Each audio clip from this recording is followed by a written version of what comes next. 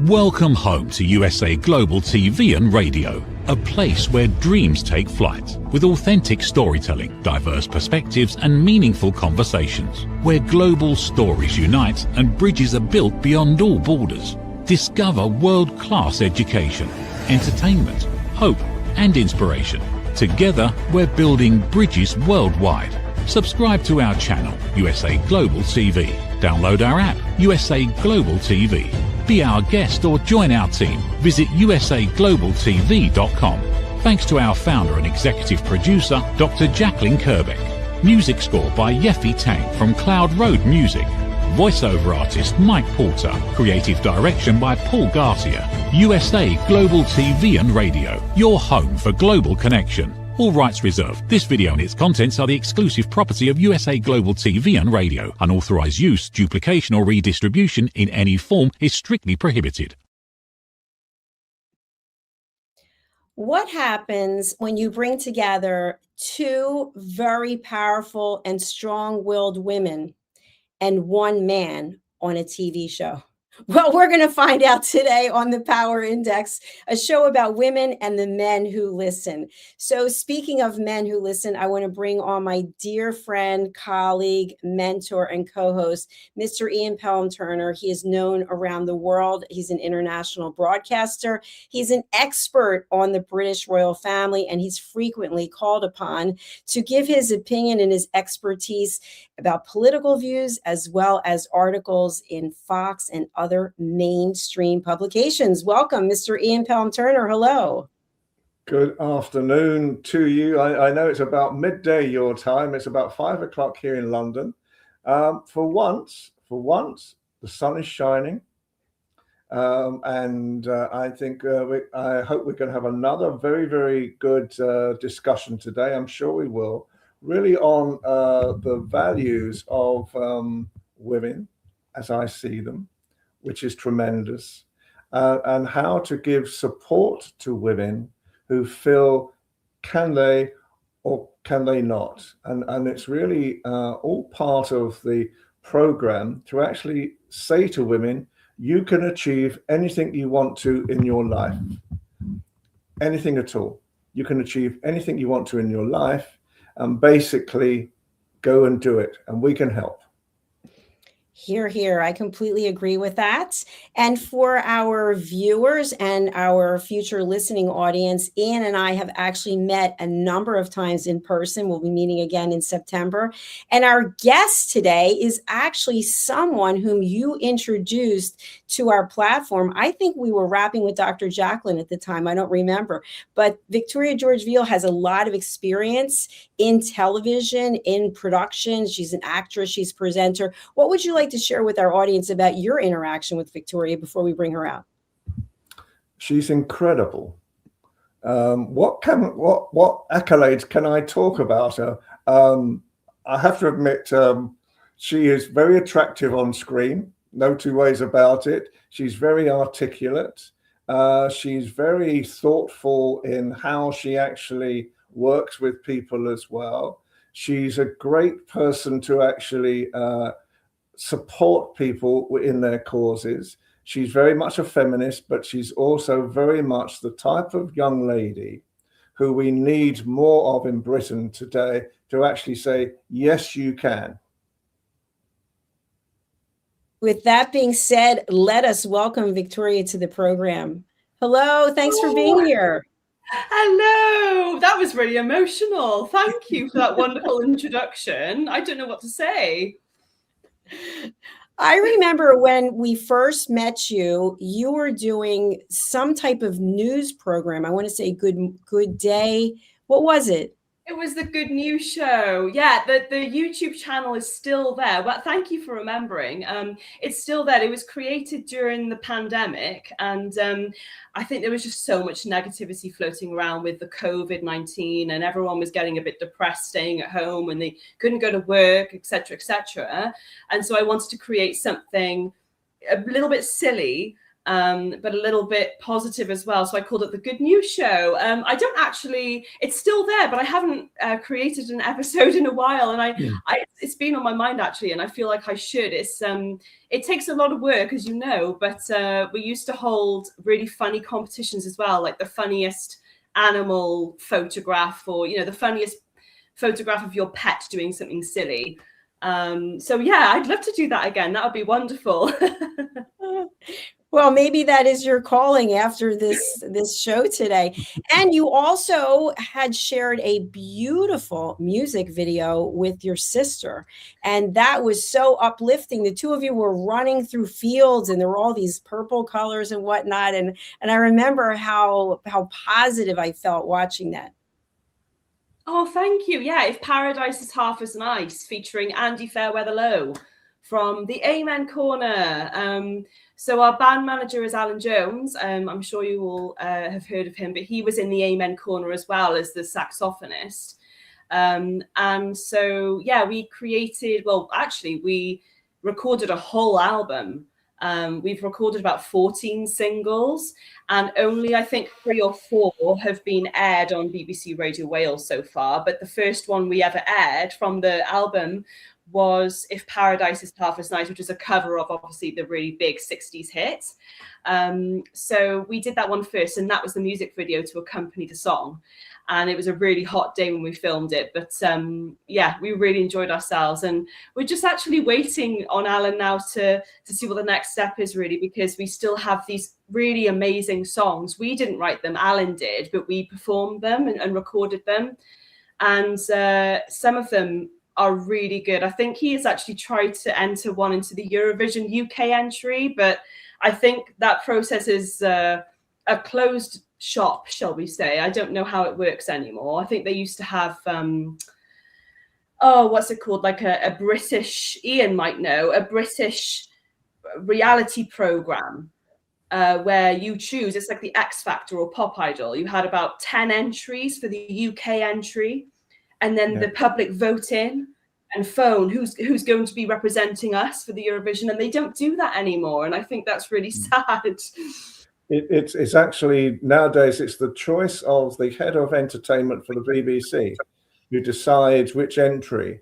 I wrote a piece afterwards saying she should be sacked, because this was the worst ever song I've ever heard in my entire career. And I'm not the greatest fan of the Eurovision, but in reality, not only did I not agree that it deserved any votes, but the whole of Europe decided the same thing. So we out of 27 countries, we were number 27, and not one person voted for the song at all. And you know, I think we have such brilliant musicians in this country. We have such great entertainment, creativity, the whole thing. You can see I'm on my soapbox now, because I swear to goodness, I listened to this load of rubbish that was put out, and I'm thinking, what on earth were they thinking of? I think the only thing that the BBC have done in the past few years is that, because of the great cost of putting on Eurovision, if you win it, they don't want that cost anymore. So they've made damn sure that we never win ever again. It's such a great shame, though, isn't it? Because you are right, Ian. The UK is kind of known for its music. So it's a bit crazy how our entries aren't the best, shall we say. But I think my most favourite recently was Sam Ryder, Spaceman. that was the best so far, I think, in the most recent years. We did very well. He's now just about to start doing his Jesus Christ, isn't he? He's now just about to start doing Jesus Christ Superstar. Yeah. So that's happening in the West End shortly. But I think, I mean, look at all the talent we have in Britain. We have the McCartneys, we have the Elton Johns, we have the Adeles. We have a whole stream of highly creative composers, and they put out this rubbish. Yeah. That's what it was. You know, it was actually sort of something that didn't mean anything at all. But anyway, that's not the subject we're on. Yes. Go on and on. Yes, a quick digression. And I don't want to be feeling grumpy this afternoon either. Let's We've dig started to into show up on an interesting note. yes, let's dig into the Sorry. topic, Victoria. That's okay. So the one thing I'd like to know from you is you are a public figure. You've done extensive work in the public eye. And so there's a lot of judgment by being a public figure. We can all talk about that. That could be a completely different show between the three of us. But how and when have you relied on men who actually were there to listen as opposed to judge? To be honest, I mean, the industry that I am in, which you will both, you're both in the same industry as me, acting, singing, performing, the performing arts industry in general, I've been fairly lucky, I think, with my experiences and my jobs and my positions that I've received. I mean, there have been back in the day, really back in the day now, I used to do pageantry, and I was quite a pageant figure, when I won a couple of different pageants, national and international. And as a pageant queen, I'm sure you've heard this before, I received quite a lot of different messages and things, oh, you should come and do this, and it's nothing to do with that. It's not just about looks, etc., etc. It's so much more behind the scenes. You've got your public speaking, which really gives loads of ladies and girls a confidence boost. You've got all this charity work and fundraising, which is actually quite a lot of work. There's so much involved in it. And you can exhaust yourself with all of these things. So, but I think aside from the pageantry, because there has been quite a lot of negativity linked to pageantry, I think apart from putting that aside, as an actress and a singer and a performer and a presenter, I have been rather lucky that I've been surrounded by a lot of positive people, positive males, positive men who have generally listened to me. Mainly men who are also in the industry, the same industry as myself. It's a little bit, and it's not their fault, because sometimes when you're not in this industry, you don't understand it. It's very easy for me to maybe sit down with someone and talk to them about how my schedule is, how my day-to-day life is as a performer, and it's different every single day. And I also run a performing arts school. I'll talk about that in a minute. It's a different thing, but so I am my own boss. However, for someone who is not in the performing arts industry, it's actually really difficult to explain. And I think that's why I found comfort in males who are also in the same industry as myself, because they understand me, how I work and how my career works. So yeah, I hope that answers your question. Absolutely. Follow up from Ian? Yeah, I think in reality, I've always said, and I'm just about to give another talk soon on the values of media. That everyone apparently is coming to this event. I've been meeting a lot of people recently. They said they're all coming to hear me talk about how does media sort of work in communities today. But I think women need to be listened to more, definitely. Women need to have a much more active opportunity to actually be part of the support mechanism as well at the same time. I always say, and every time I give a speech, I always say that, to this mixed audience in the room, that in my opinion, women are much more clever than men. And I mean it. And so, and I think if there were a lot more women in control of the situations in this world, the world would be a much better place.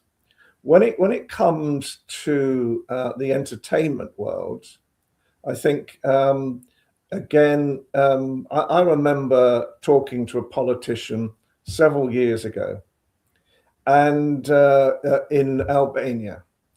And she was one of the top politicians in Albania. And according to the people who were the cameramen at the studio, she was stunning. She was beautiful. Everybody wanted to meet this beautiful person.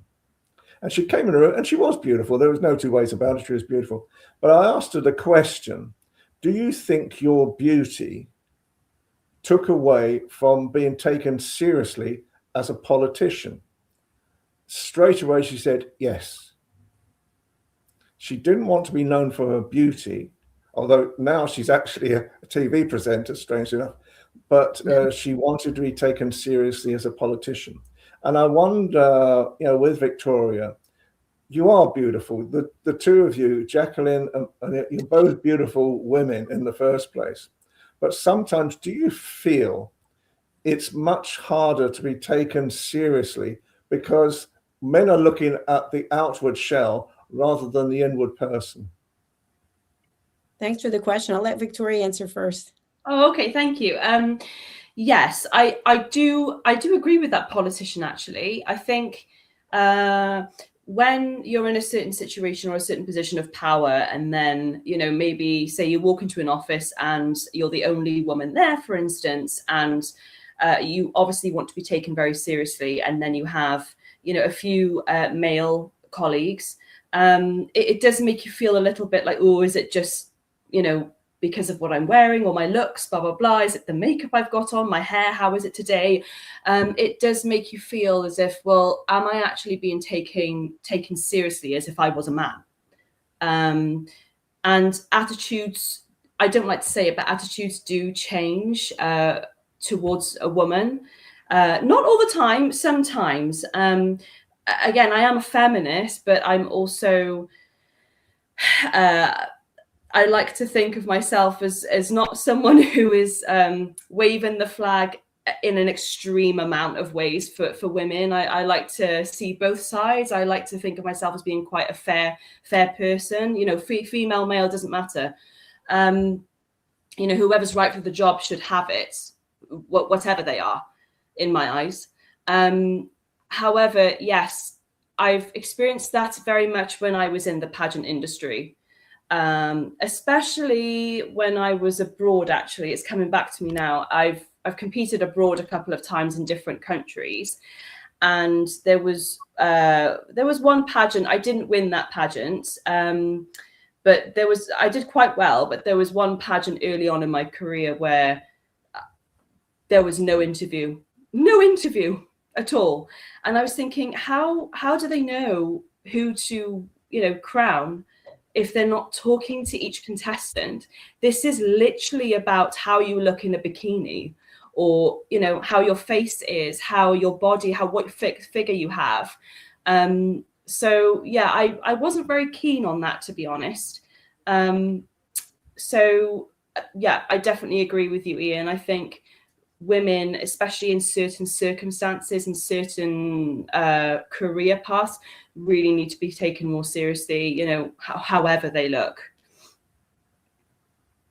Good answer. Thank you so much for that. I'll just say quickly, when I was in corporate, I remember telling my parents, I wish someone would evaluate me based on my intelligence instead of the way I look or the way I dress or the way I smell.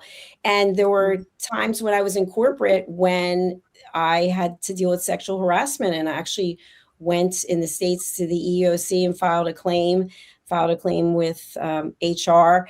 And it's kind of a daunting experience. And so for women who are coming up in the world, I don't know how much of it has changed. We've got a lot of rules and regulations in place in terms of corporate, but it is something that does stay with you. It's almost like reverse discrimination, where you can look a certain way, but nobody's going to take you seriously.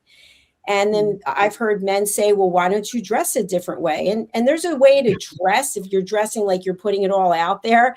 But for the most part, we're not talking about that. We're talking about professional women who can be attractive, take care of themselves, have something to say, and are also intelligent. And so, Ian, my question for you, and then over to Victoria, is I know that I hear quite frequently that I'm in my masculine energy because I like to get things done. You know how I am, right? I'm very much, let's get to the point, let's get it done. And that's been perceived as a negative. But if a man can be in his masculine energy, woohoo. So I don't know, Victoria, what do you think? And then we'll go to Ian. Masculine energy is a funny one because to be honest, I am on the fence about this sort of thing right now. I was about to say earlier on, actually, I think obviously, women need to have, empowerment. They need to be empowered. They need to feel strong. They need to feel confident, and all of this. Wonderful. And I'm all for it, because that's why I created another business of mine, which was Miss Regal World. However, I do believe it can, the pendulum can swing in both ways. And I feel that if feminine empowerment goes a bit too far, because I have seen examples of this in the United Kingdom, then it can also affect the male gender. And I don't think that's very fair. So, masculine, do you mean masculine energy in women? Yes, correct. Masculine energy, I think you can have too much of it, yes. I mean, I'm quite an old-fashioned woman. I like the women to be feminine and the men to be masculine. That's just how I am. I think it's probably quite unheard of these days, actually. So I feel a little bit too old-fashioned, but I'm kind of proud of that. And I think my boyfriend is as well. I think he likes that about me. But I think women should be women, men should be men. And yes, I mean, as a business owner myself, I do have some very masculine energy sometimes, but I know when to bring that on. I know when to switch it on for business, because I think you kind of need to be like that in business, really. And then you need to switch it off. So I run a performing arts school for children. It's called Victoria George-Veale School of Performing Arts. And come next summer, so next year, it will have run for 20 years, which is something I'm really, really grateful for. And because I am my own boss, I run my own business, I do feel when I'm doing my work, whether it's admin or talking to parents about their students, arranging a show with 70 dancers, which is a lot, I do feel very masculine, and I have to switch on that masculine sort of powerful energy. And that's how I kind of get the work done. But I think I also know when to switch it off. I don't know if I'm explaining myself very well. I find it quite hard to describe, but hopefully that's come across in a good way, not a bad way. No, there's no judgment. It's just how you feel. Ian, what are your thoughts as the man here in the group? Masculine energy from a woman. Well, can I just go back to one thing first of all? First of all, I think women should be able to dress however they want to dress. Yeah. Why should a man decide, any man decide how a woman dresses? Because basically, the more comfortable you feel either in a sales pitch, an interview, or whatever you're doing, the better you're going to perform. So women in this world, dress as you want to dress. Don't be really having it decided by the thought process of a man.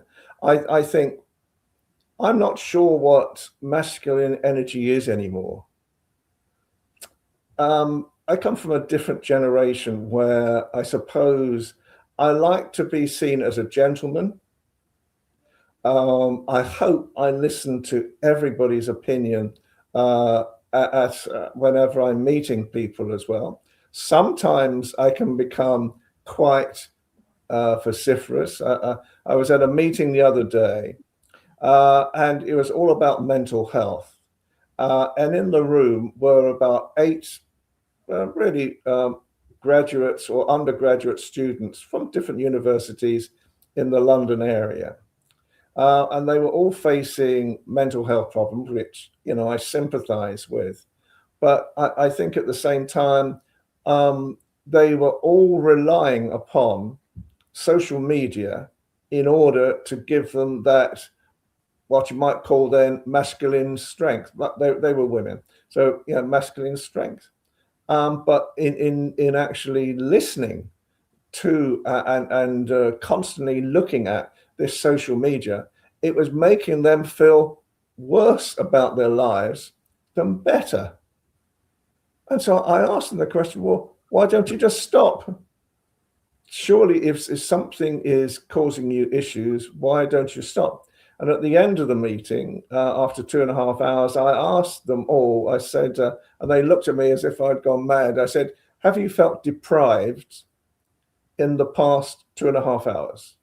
How do you feel right now? Do you feel it's been better for you in the past 2.5 hours just to be communicating, talking to people face to face rather than on a machine? And I think, nowadays as well, we've become very focused on what might work for social media. But if I had my way, I would stop social media altogether anyway, because I think it's one of the worst disasters I've ever actually seen in my media lifetime. I see no real value in it at all anymore. All it does is make people feel even more disrespected or less valued than before. And so when it comes to masculine strength, I hope I relate to my father, my late father. He was the kindest man you could ever meet. And I think when I sort of remember him, every woman adored him because he was kind, he would listen, he was soft, he was able to support them. He oversaw 300 women in an account system where he worked. And he was there for 25 years and they all adored him. I think that is masculine strength. And feeling like you have to become some power person to actually get your point across. For me, of course, at times I can be, quite strong in my views, and I can contest different arguments. But I think at the end of the day, I hope masculine strength is all about kindness. Thank you both for that. I think that's an important point that you just made, which is masculine energy doesn't have to be perceived as a negative, just like feminine energy doesn't have to be perceived as a negative, because regardless of our gender, we have both masculine and feminine energy. So I think it's a matter of using or going into what gender and energy is going to help you move forward, which is my next topic, talking about owning businesses. And so, Victoria, you own and have owned a number of businesses. And along the way, people have things to say. And sometimes there are things that are helpful, and sometimes there are things that are not so helpful. So I know one of the things we want to leave our audience with at the end of our show, which is not now, but is the fact that listen to yourself, listen to your own intuition, maybe collect some opinions, but at the end, don't use those opinions to deter you from doing something that's really meaningful. What are your thoughts, Victoria? Yeah, definitely. Yeah, thank you. So I run a couple of different businesses. So the first one I started was, is my performing arts school. So I actually started running that when I was 16 years old. And next summer it will be running for 20 years, which is just mind-blowing for me personally, because I feel like only the other day I started out my teaching career in the performing arts. So that was the first business I created, and boy, was I nervous. I was so scared. I remember saying to my mum, I said, "Mum," and I was 16. I said, "Mum, I've got my first class of dance, dance teaching on Saturday. Oh no, what if a parent comes up to me and asks me a question and I don't know what the answer is? What do I do? I don't know what to do. I don't know how to deal with them." And she said, no, you'll be fine. Just be yourself. Just be kind. And that links back to what you were saying, Ian. Kindness really is the most powerful thing on this planet. And I don't think there's enough of it floating around. I really don't think there needs to be more kindness in this world. Genuine kindness, not fake, because I see a lot of fake kindness, I think, online, which again links back to the media, the social media, Instagram, Facebook. I agree with you, Ian. I think it should all be gone. However good it is for your career. So yeah, back to the business thing. So I remember that first day, and I started and I thought, oh my goodness, this is such a big deal for me. I could have just done a waitress job or something to earn a bit of extra money on the side. And I did this dance class, and I only had about 4 students, I think 4 or 5 little children. And it started from there, really. And I do remember most of the people around me were very, very positive. All my family support me with everything I do in life. I couldn't ask for a better family. However, not family related, but there were one or two other people who were sort of floating around me at the time in my life. And they were sort of saying, oh, I don't know. There are so many of the dance schools out there, Victoria, you know, especially in South Wales. There's a lot of competition. I think maybe just do something else. And I was thinking, but that means that you've given up before you've even started. And why should I necessarily wholeheartedly listen to you and then say, oh, okay, I'll just won't do it then. I'll just work somewhere else. I'll just do something else. And the thing is, I really wanted to do this because at the time I was still in school. I was only 16. I'd just finished my GCSE exams. I was going into sixth form and I wanted to have a job to sort of earn money on the side for university or whatever I was going to do, a gap year, blah, blah, blah. So I thought, well, why not do something? And to be fair, my mum was a major help in this. She said, Victoria, you should totally do a dance class for children in the local area. And I thought, what a good idea. I was also very scared. So yes, I did that. And I thought, yeah, I'm working, I'm gaining money, but I'm also doing something I love. You know, I did all my ballet grades up to grade 8, and I did point work. So I have, you know, dance qualifications. I trained in dance in other places as well in the UK. So I thought, well, why not use my dancing skills and my acting and singing skills to train the next generation? And there will always be children who will want to perform, always want to sing, dance and act. So I didn't listen to those, you know, people who were giving me sort of negative energy at the time. I have a very strong sort of sixth sense, and I do listen to my gut instincts because it's generally right. I think with everyone's gut is generally right. So I went along, and then here I am nearly 20 years later, give it another year. And it's going really, really strong. I mean, I have overall, I don't just teach on Saturdays now, I teach Thursdays, Fridays and Saturdays, and they're a mixture of different classes back to back. And then I also run a casting agency on a Wednesday evening, which is only 3 years old now. That's quite new. But yeah, I have about 70 students, I think, across the board. And we do annual shows in a theatre. So the parents get to see what they've been learning, etc., etc. And then we also do competitions as well. So it's going really strong. And it's like a whole big business. This is my main part of my life, really, at the moment. Money-wise, this is how I earn my money alongside other performing jobs, you know, which you may or may not gain. So yeah, it's a massive, massive part of my life. And I'm so glad looking back on it now that I did go ahead because I've not looked back. You know, the rest is history, man. The rest is history. Congratulations. Those are major accomplishments, especially I love the fact with working with young people and helping to really shape their minds and give them exposure into the creative arts. Ian, what are your thoughts about what Victoria shared? I think the two of you are the perfect examples of what women should be doing. Oh, so sweet. You really are. Thank you. Because basically, I've just been having, I have a friendship these days, and we were just talking on the phone before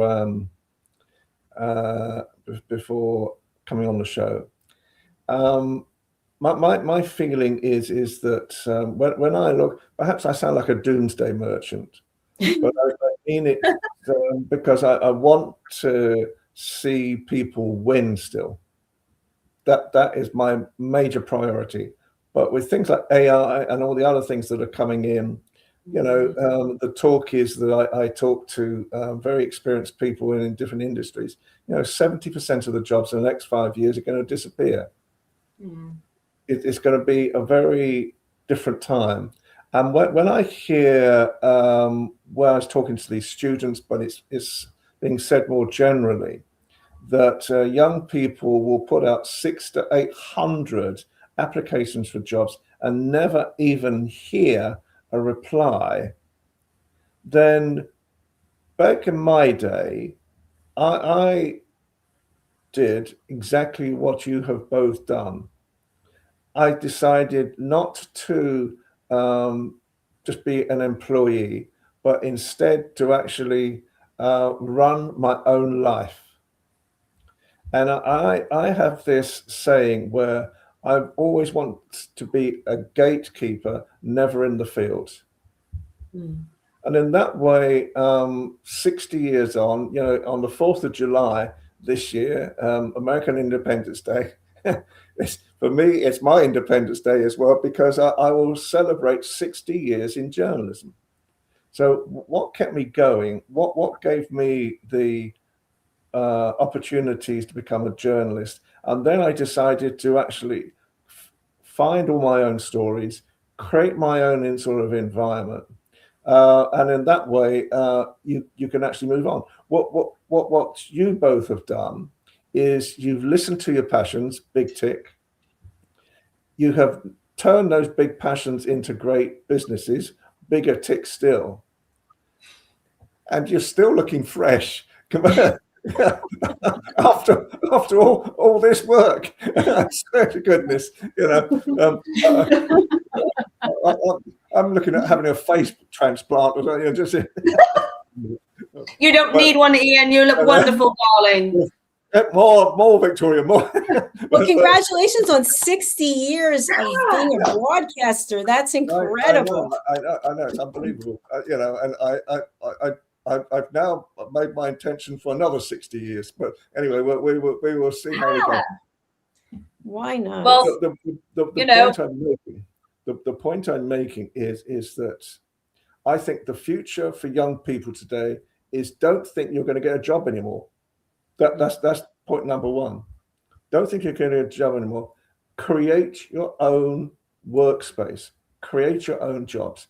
And especially for women, create things nowadays that are going to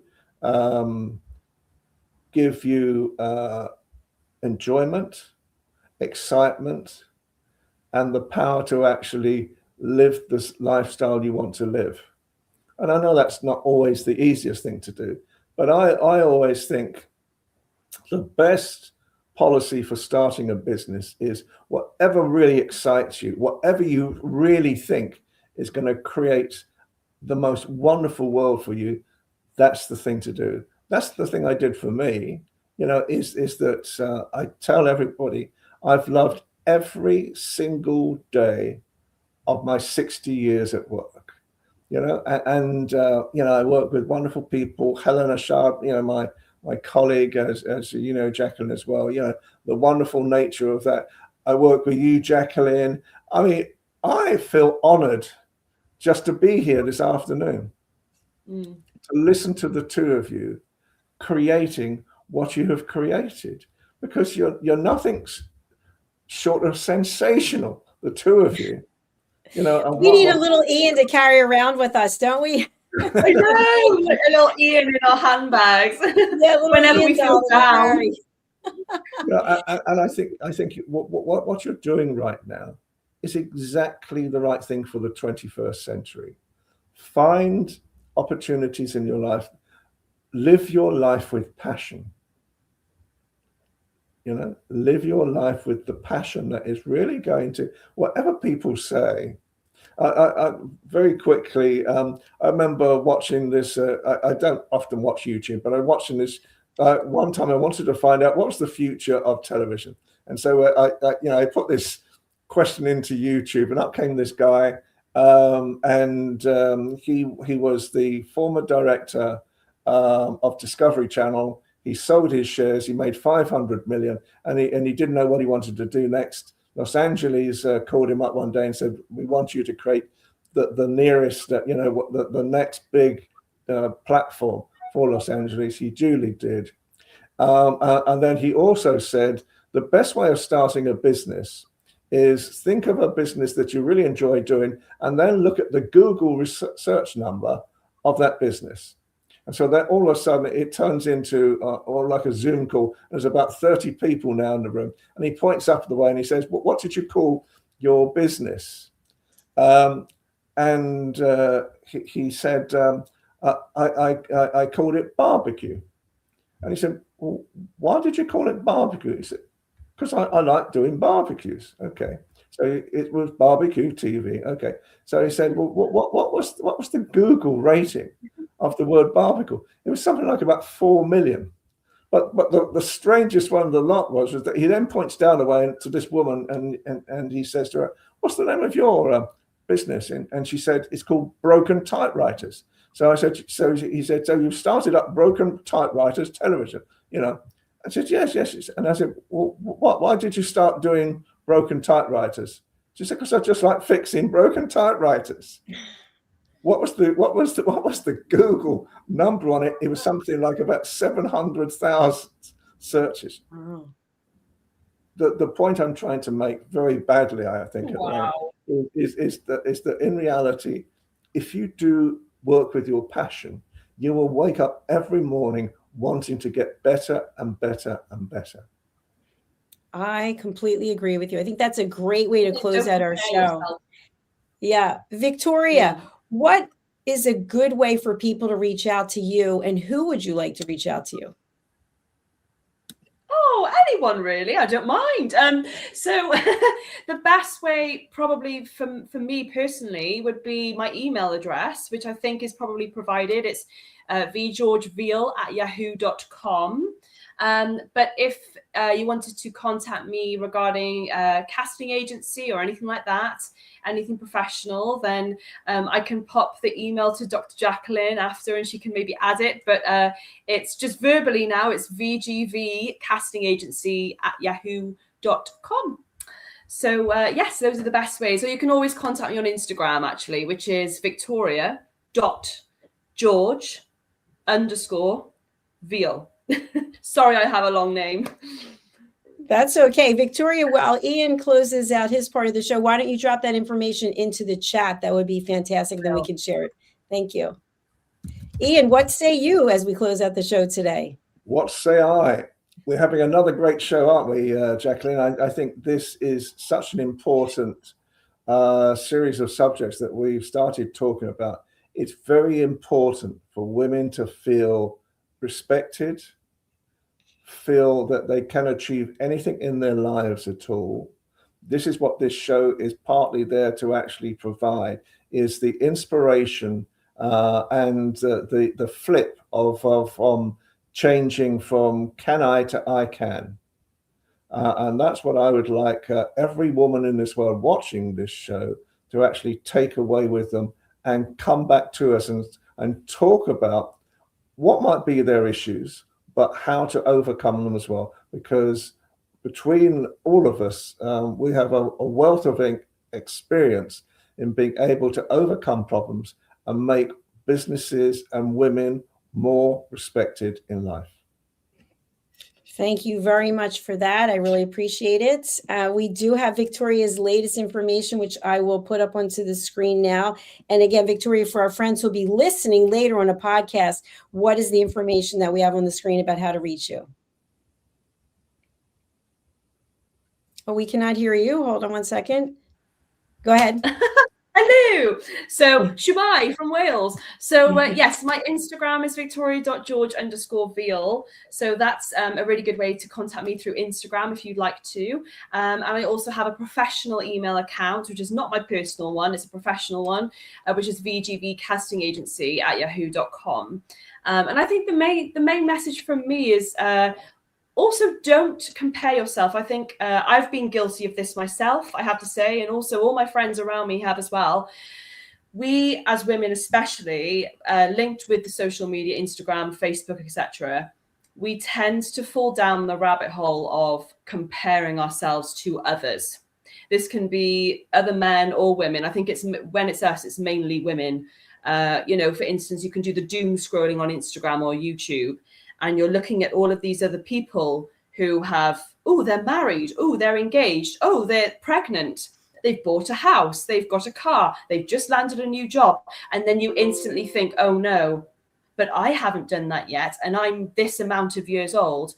So I think it's really important to try, I know it's so hard, for anyone listening, it's really hard, but try not to compare yourself to anyone else out there, whether it's someone you know, or someone who you've just seen on Instagram and you don't have a clue who they are, a complete stranger. It's really hard not to compare yourself, but please try not to, because that can really do you harm, I think, psychologically. And this is also why I agree with you, Ian, that social media isn't really the best thing these days, especially with AI. We don't know what is wrong. And we don't know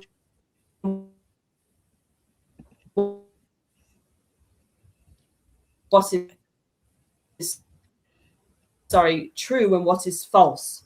So yeah. Hello.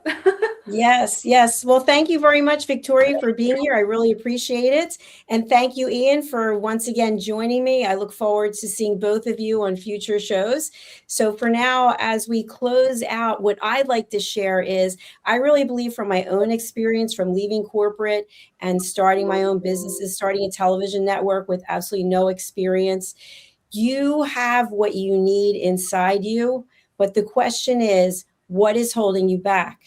And what I find on social media, even today, there's so much hatred and negative energy. Why don't you look at what it is that's causing you to show up in the world in a negative, hateful way? It's probably keeping you back from being all that you can be. Because I feel when we lead with love and we lead with kindness, and when we're picking other people up and saying, you know what, I'm here for you, you've got this, we can do anything we set our minds to.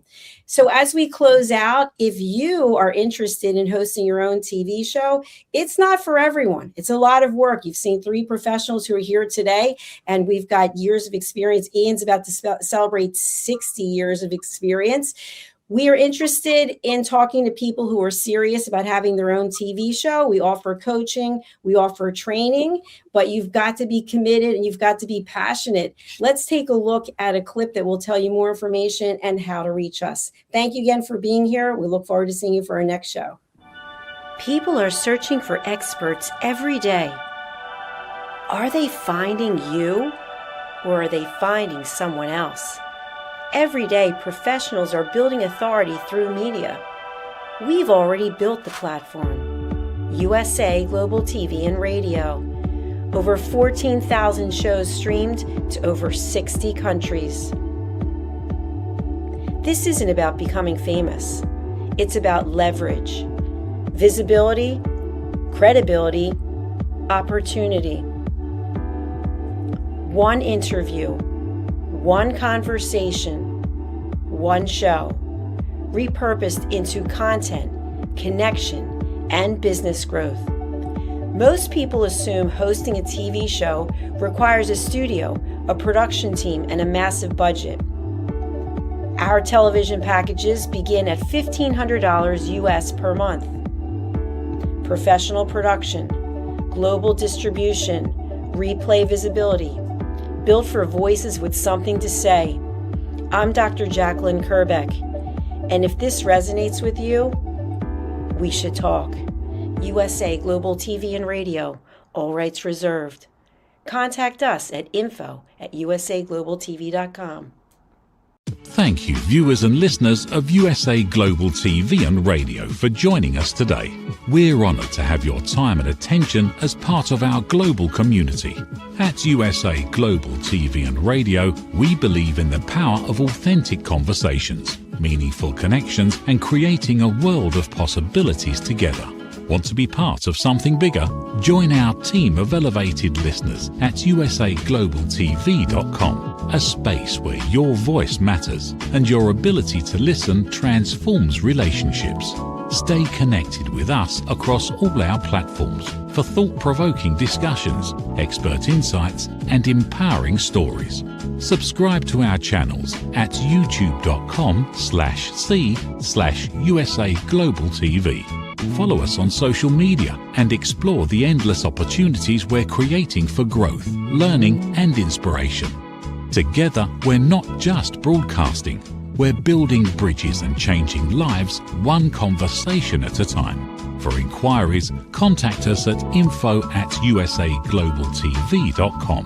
Produced by Executive Producer and Director Dr. Jacalyn Kerbeck. Voiceover by Mike Porter. Creative direction by Paul Garcia. All rights reserved. Visit usaglobaltv.com to view our full terms and conditions.